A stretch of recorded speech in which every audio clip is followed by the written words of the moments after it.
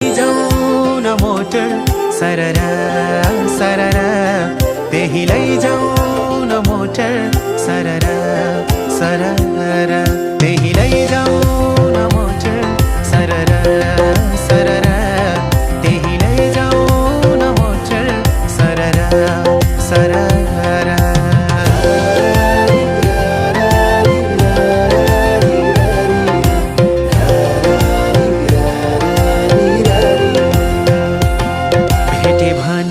बोल्ने देउता सोध्नु थियो प्रश्न एउटा के हो पाप